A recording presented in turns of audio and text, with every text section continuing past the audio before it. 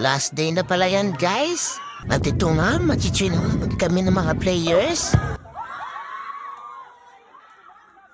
At kung saan nga may laro, tsak, may mga bench seller dyan. May laban nga pala ngayon ng TVL 11. Sa goalpost. Grabe, ang lalakas nga talaga nila sumipa. Galing mo bro, galing. At ayan nga, dito na naman ulit kami sa room ng HE. Dito nga pala kami magkikita-kita. At ayan nga, nagkakatuwaan na nga sila.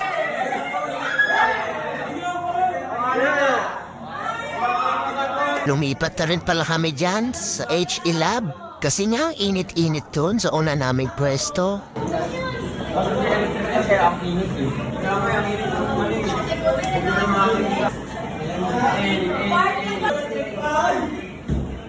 Ayun nga guys, papunta na kami ng gym. Kasi nga may laro na naman ang basketball ng TVL 11. Kaya need namin mag-cheer. At grabe, sobrang daming tao na. Naghanap na lang para kami dyan ng mga mauupuan. Kasi nga medyo marami kami mga bench yeller. At ayan nga, magsisimula na.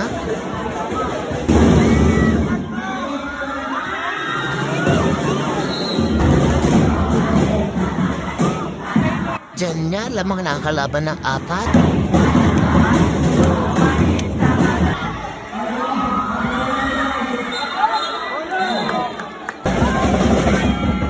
Diyan nga guys, makahabol ng TVL 11.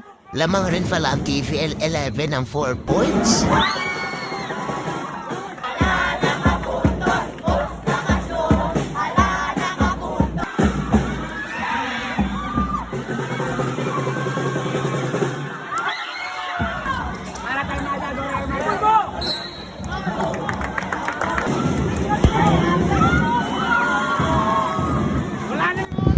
At dyan nga guys, oras na lang inaantay. Alo nga pala dyan ang TVL 11.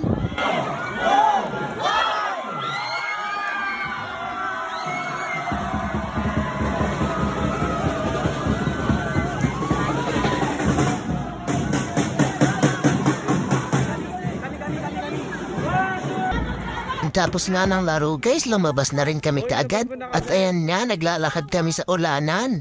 Pupunta nga pala kami ngayon sa UTS. Parang ha-cheer yung mga ibang players dun. Sumilo nga muna kami saglit dyan. Kasi nga lumalakas na yung ulan. Yan nga pala yung nilakad namin. At malayo pa yung aming lalakarin.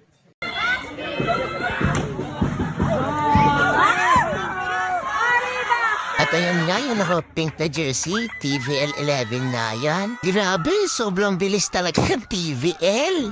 Ay talagang nangunguna sa kulelat. At dyan naman, pupunta naman kami sa EBY para i-train naman namin ang volleyball. Dyan nga guys, para na kami mga bata. Kasi nga basang-basa na kami sa ulan. Hoy!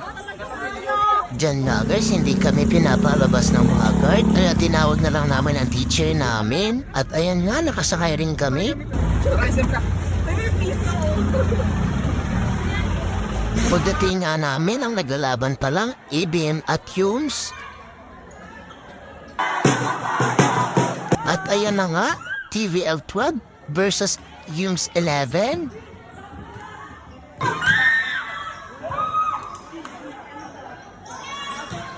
Grabe, tambak nga dyan yung Humes 11. At ayun, panalo nga pala dyan yung TVL 12.